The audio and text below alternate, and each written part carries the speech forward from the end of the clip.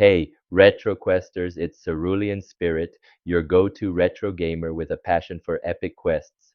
My Days Gone review hit an 8.5 out of 10, Wind Waker HD's rocking, and my Claire Obscure playthroughs coming. Vive la France! Welcome to my new gaming history playlist, kicking off with how Mario, the king of gaming, was born in 1981's Donkey Kong. From Nintendo's arcade struggles to Shigeru Miyamoto's genius, a Popeye flop, and a landlord named Mario, this deep dive's got it all. Why was it called Donkey Kong? Who's Pauline? How'd it change gaming forever? Comment, what's your fave Mario moment? Let's climb those girders and uncover Mario's origin story. In 1981, Nintendo was a scrappy underdog, not the giant we know today. They'd been making toys and cards since the 1880s, but video games? Brand new territory. By 1980, they had no console, just arcade machines. Their big bet was Radarscope, a 1980 space shooter that crushed it in Japan but tanked in North America, with only 1,000 of 3,000 cabinets sold. Nintendo was bleeding cash, stuck with unsold machines in a Tukwila, Washington warehouse. Their landlord, Mario Segale, could have evicted them, but gave them a second chance to pay rent. Sound familiar?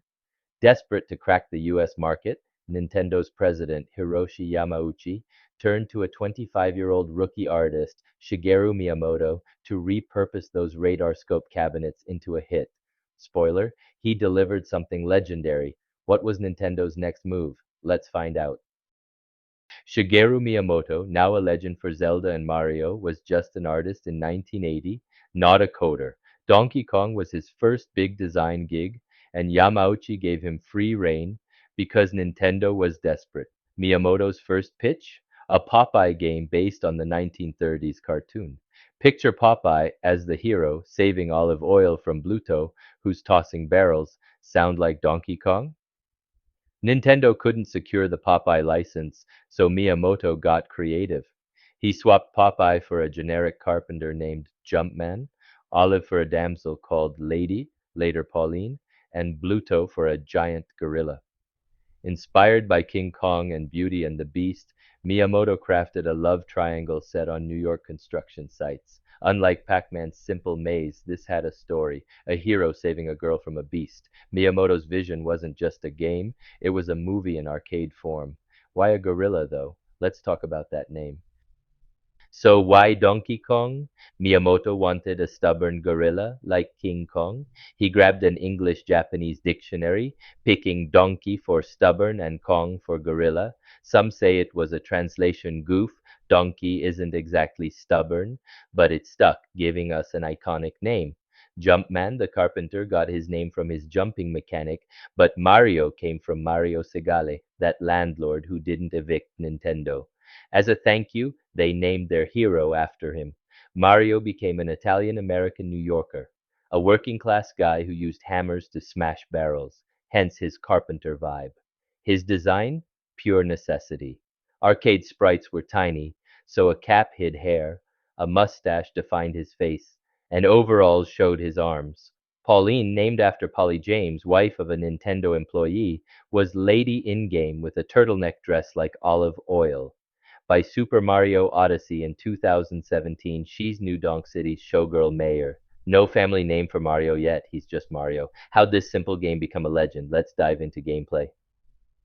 In 1981, Donkey Kong was revolutionary. Compared to Pong in 1972 or Pac-Man in 1980, its four stages, 25 meters, 50 meters, 75 meters, 100 meters, were a leap.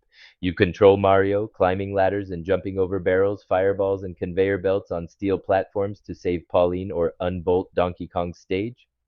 The hammer power-up let Mario smash enemies, a fresh idea that inspired Super Mario Bros.' Mushroom. Jumping was the game changer, moving between platforms defined the platformer genre, influencing Super Mario, Sonic, even Celeste.